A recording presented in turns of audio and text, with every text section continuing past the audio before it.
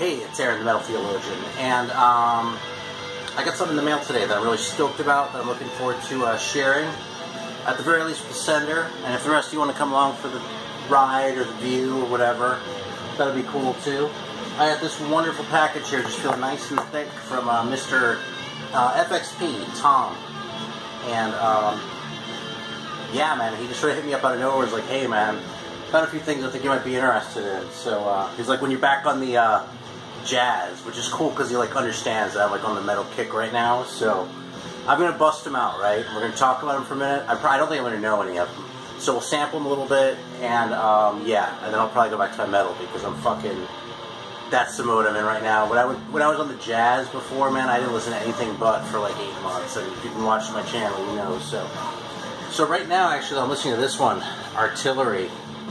And I'll tell you, lately I've been coming across all these records that I actually had like 15, 20 years ago that I didn't think much of at the time, and now I'm listening to them again and going, Jesus, this is good. You know, it's like I feel like I almost got too much good shit all at once and I couldn't take it all in. Because this one, I actually had a neat pressing of this, and this is a Roadrunner, but it's a Danish band, fucking heavy, really weird sounding vocalists, which I like, and just fucking great songs, man. And I don't know, it just went right by me back when I had it before. So this is, I'm thirsty, so I'm reaching for it real quick, but I might have done this before, but I don't think so. This is the Aldi brand Irish Cream that they had around the holidays, and I'm really in the mood for fucking cream soda right now, so we're going to give this a crack. It's made with real sugar. Now the cola wasn't that great. I did that one recently. No, it might have been on a live stream, I'm not sure. Those are fun, by the way. Those videos end up real long, so if you don't watch them after the fact, I won't really blame you, but those are fun to do. Fucking Zeke the Vinyl Geek got me down that rabbit hole, too. He did it, so I was like, oh, fuck it, man, I can do it too. Let me give it a shot. Next thing I knew, I was fucking hooked. So, alright, let's see how this is, though. It has real sugar. It is, yeah, Batavia, Illinois, distributed by Aldi. I want to say Connecticut for some reason, but maybe that's because the other pack came from Connecticut, so.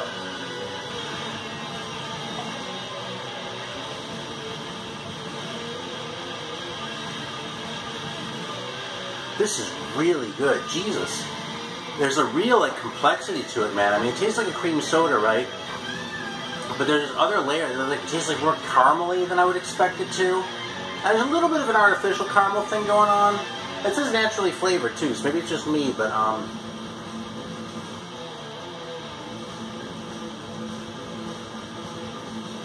Jesus, this is really fucking tasty, man. Yeah, it's just like a really good cream soda with some extra caramel, which I like, maybe a little butterscotch. Yeah, and I don't really know what else to say, but I don't know, I'm running out of adjectives, so. I get a little tired doing the soda thing too, to be honest with you, but fucking people get upset if I don't drink one, so what can I say, man? Popular demand. It is fun too, so don't get me wrong. I'm just running out of things to say about the fucking things. I mean, there are only so many varieties, right?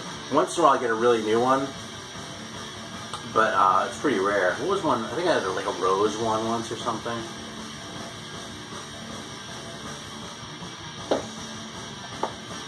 I see how fucking good this is.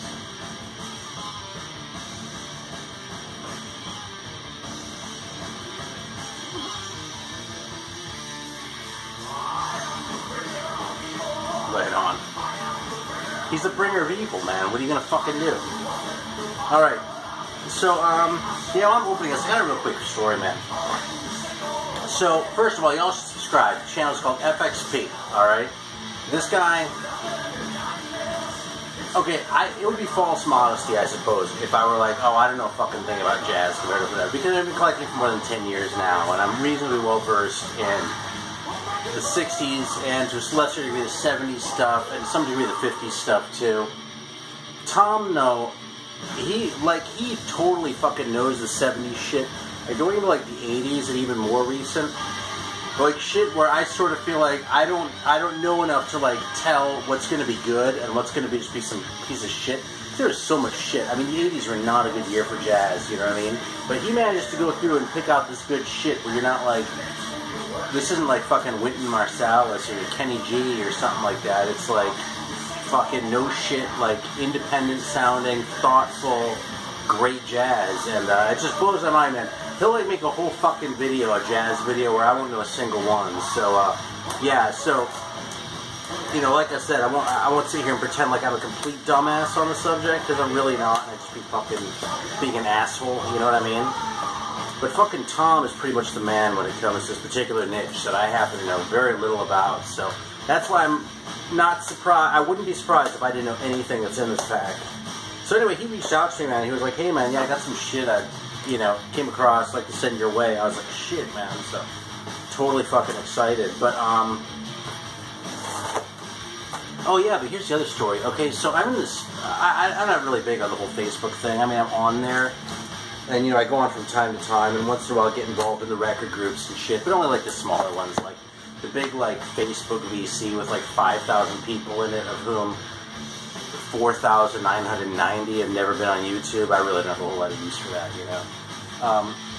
So, but anyway, there's a different group that we're both in, and like, before I like connected who, this is almost embarrassing to tell this story, before I connected like who he was with like the videos, so I'd like seen his videos, right, and I'd seen him in there, but I hadn't made the connection. Like, I don't remember, he was like posting like a bunch of cool shit one day, or like over the course of one weekend. And I was like, Jesus Christ, holy fuck, you know, like one after another. So like at one point he posted like, I don't know, like something that's great, but like obvious, like a Can record or something along those lines. And I was like, oh shit, man, you're just fucking clickbaiting now with the fucking Can record. And like, he didn't really know who I was at that point, right? I was just some guy like leaving that comment. So I must have come off like an asshole. And he was kind of like, he wasn't like a dick about it. He was just like, what the fuck, man? I was like, man, I'm sorry. Like, I feel like I know you because I'm like seeing you post all these records and shit. Like, that I can so relate to. That, like, I'm just like talking with you like I've known you all my life. And like, here, I'm like, you know, whatever. So this was like a year ago, man. I really kind of felt like a little bit of a jerk. It's kind of funny. I was kind of an asshole. So clearly he's forgiven me, right? I don't know that he was really pissed in the first place. Because I think people know how to take this sort of thing.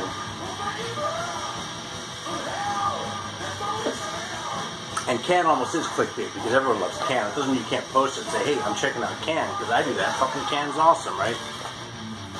But, you know, everyone loves Can. How can you not love Can, you know?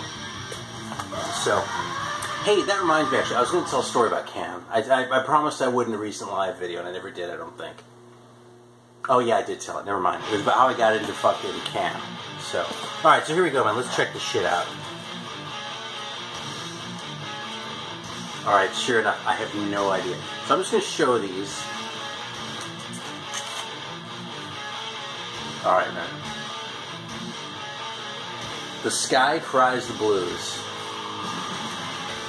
by Creative Improvisers Orchestra on CMIF Records, #1.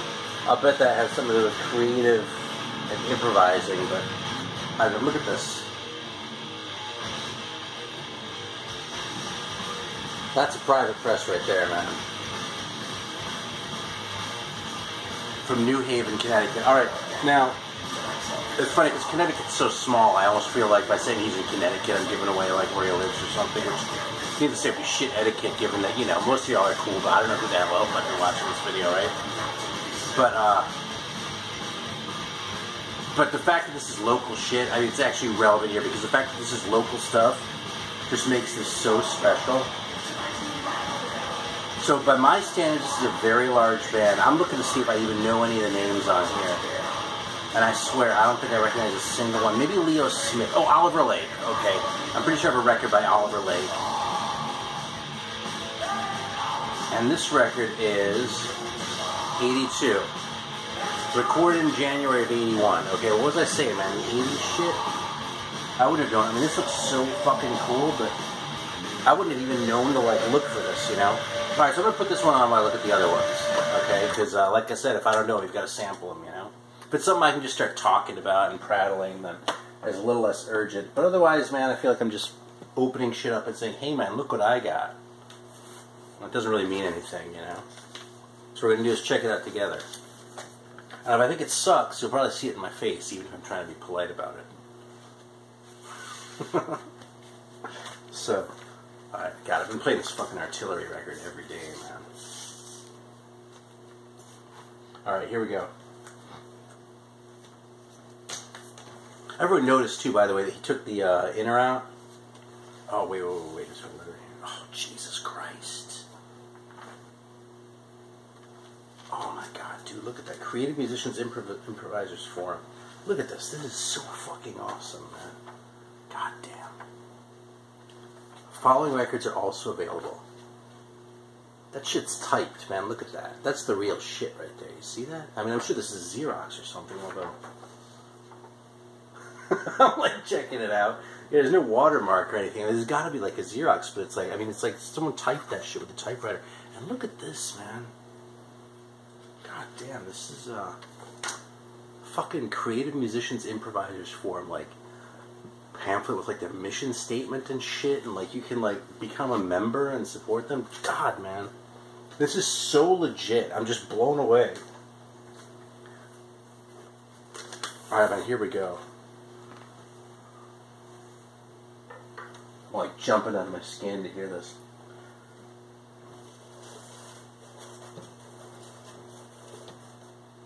You know what's funny? I've gotten in the habit of like doing this. If I like, so my finger doesn't slip when I'm turning the record, I'm going to do it.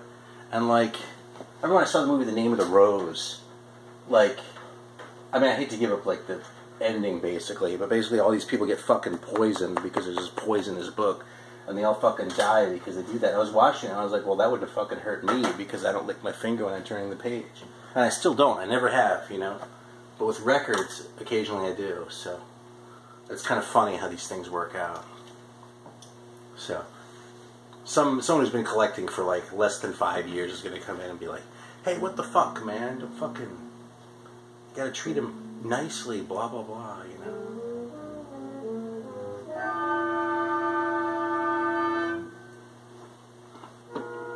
It's very orchestrated compared to the shit that I normally listen to. I mean, it sounds like it was actually written out.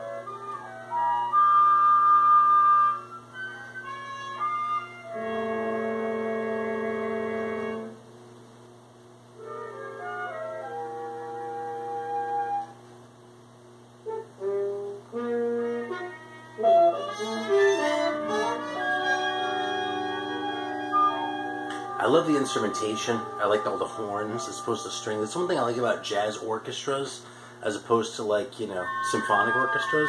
I don't know if there's a place for strings, right? But when it comes to this kind of music, it's... Well, music with... The horns tend to grab me more than the strings do, right? I really like what these woodwinds are doing. I like the color of this whole thing. You know what I mean? And there's a lot of space. Even though there are a lot of instruments, it feels like a lot of space. Alright, the singer just took me off guard.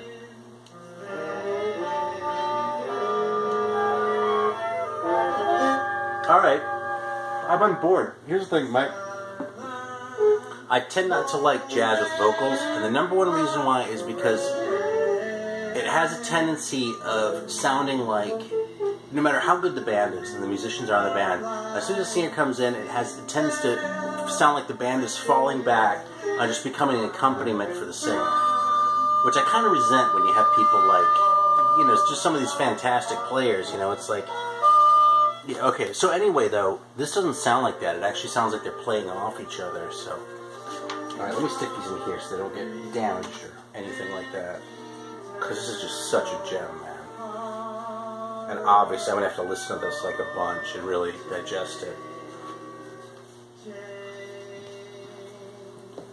I actually have a special section. I've never shown it in one of my room tours, but I have a section over there. It's only like this big, but it's for records that I've gotten from people as opposed to shit I bought myself, where I haven't completely digested it yet. I'm not going to listen to it this week, but I don't want to like put it and have it get lost because I want to come back and like listen to it a few times and give it, you know, more of its due than I probably would if I bought it myself because it's special. I mean, let's be honest, you know. All right, so two others in here. Sure enough, I don't know either of them. This is Naughtogram, it looks like. Yeah, with Bobby Naughton, that makes sense. James Emery, Cleve Posar, and Wes Brown. I've heard of Bobby Naughton. Dude, again, look at that. Look at that label, man. Jesus, this is so awesome. God damn. You know, as a metal collector, too, I gotta tell you, this is exactly the kind of thing. It has the private label, and like the thick American style, like tip-on cover. You know, the Europeans freak out over this kind of shit, like, consistently. Alright, we have the vibes, guitars, percussion, but you know, so I'm just going to go ahead and put this on for a minute. Okay, I'm really digging the sound of this. We're gonna have to like check this out, and I'll have to come back and talk about it at more length later once I've really know what to say. But we're off to a great start, man. And I'll tell you something. If you described this record to me, said, "Oh, hey, I've got this really cool record that has like a jazz orchestra and a singer," I would have been like, "Yeah, that's cool, man. I'm glad that makes you happy. Right on, you know, sort of something along those lines." I wouldn't have said, "Fuck you, man. You can keep it." You know, it would have been like, you know, okay. But this is really, I mean, it's special. I feel like you could come back to the same word, but it just sounds like, I mean, like a piece of, like a snapshot in time, you know what I mean? Like something was actually being, music was actually made by real people at a real point in time. Yeah, look at this, man. 79. Again, this is right in Tom's wheelhouse. Me, 79. I mean, I have jazz records from 79, but I could probably count them on my fingers.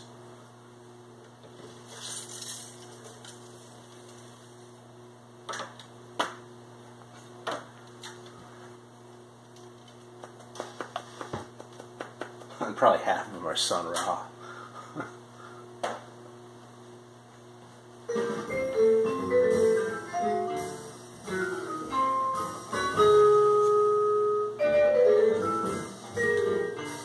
You know, I didn't like Vibes for a long time. You know who won me over is Bobby Hutcherson.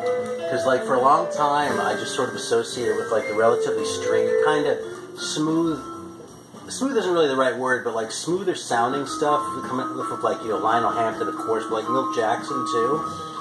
And when I got into Bobby Hutcherson, it was like, specifically the album, Someone with the Blue Cover. Fuck, what the fuck is it called?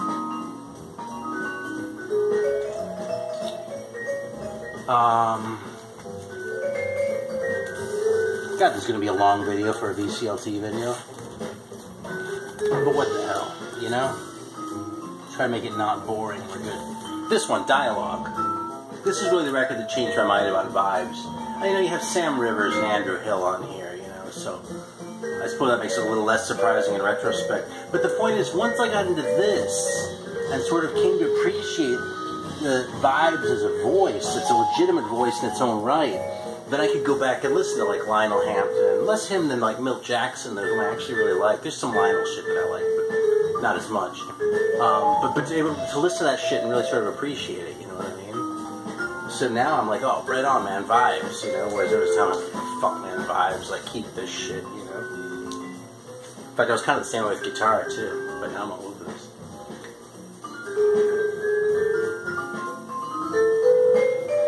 Now, we have two percussionists on this, percussion and marimba, which is interesting. Cleve Posar, whom I have not heard of, is percussion and marimba, so clearly he's playing drums on this tune, right? But you don't see a lot of, I was going to say jazz records, you don't see a lot of records, period, unless it's like a symphony orchestra, again, where they have more than one, you know, more than one person playing a percussion, you know, that's like, what's the word I'm trying to think of? I'm sucking with the words today.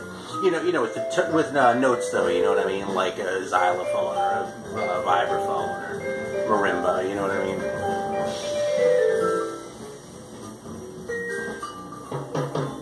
Yeah, this is fucking awesome. Like it swings, it grooves, but it like it's like the swing is like here, and this is kind of hanging out up in here, you know? Which is great, man. That's like my kind of shit. So this is the last one in there. And this is Alan Jaffe. And again, Soundscape does not ring a bell. I would, again too, I would look at this cover and go, that looks kind of late for my taste. You know, I'll bet this is like 80-ish. That's 78. Okay, so I wasn't too far off. But, you know, again, I would have looked at this and been like, and Alan Jaffe is a guitar player. So what we're going to do is we're going to throw it on and find out how wrong I would have been. I'm all over this one, man. I was liking that guitar that was coming in right there, too, man. You know who won me over in guitar, actually, was, well, it was really kind of Grant Green, because I kind of just immersed myself completely. But you know who actually paved the way was Gabor Szabo. Because there's that record, Drum Fusion by Chico Hamilton. which I just sort of got when I was buying like anything that looked vaguely interesting, and I paid like $10 for it or something as a reissue. And I loved that record so much, I still do, that I like kept looking at it and going, I can't believe there's a guitar in here. Because at the time I was like, I didn't like any jazz guitar, you know. I was like, this is so good. And I'd heard of Gabor Szabo, right? I mean, that fucking Sorcerer was a pretty big selling record, and that I was like, I can't believe that it's this fucking guy, you know. And I kept listening to it and going, God damn. So, yeah, philosophy. There we go. Look at that label, man. These labels are so awesome. Right, here we go, man. This is going to be the last one for tonight, then.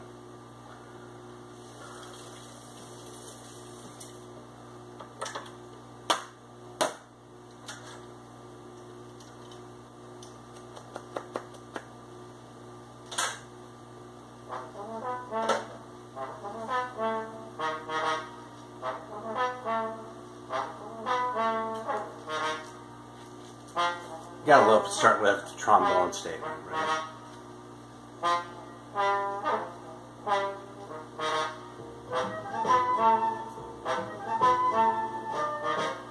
That's interesting. Just look at the back here. Okay, I'll admit. Okay, I'm staring at the back like I'm reading it and like getting this information. I was actually admiring this dude's mustache. Because that is an excellent mustache. I mean, that is truly... You know, if mustaches were novels, that mustache would be the Brothers Karamazov. But, after I was done admiring Rick Rose's mustache, I saw there's something about, this tune dedicated to Thelonious Monk, and I can really hear that in this. Sort of the sparseness of the attack.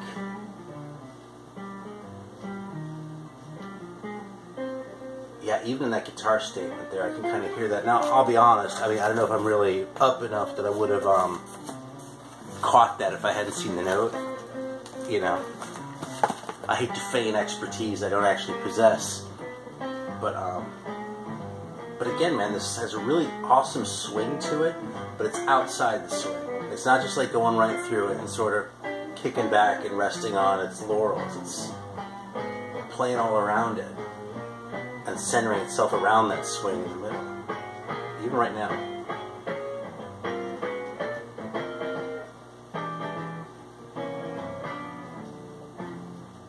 Well, I drank the shit out of this fucking drink, so that's my testimonial right there. I don't know if you can still get this at Aldi, but this is a fucking good cream soda. And this is a really goddamn good record too, man. I think this one might turn out to be my favorite of the three. But we'll see, because it's way too early to say that, man. Alright, I'm so stoked. This is so thoughtful, man. I mean, these are just such gems, man. I mean, every one of these. I'm trying to look at where the other ones were from, because I'm really not familiar with these guys, like I said. Yeah, recorded at Sound Idea Studios. I don't know where that is, but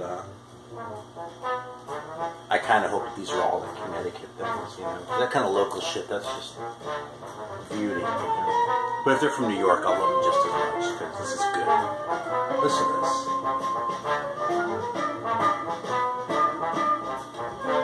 It's fantastic, man.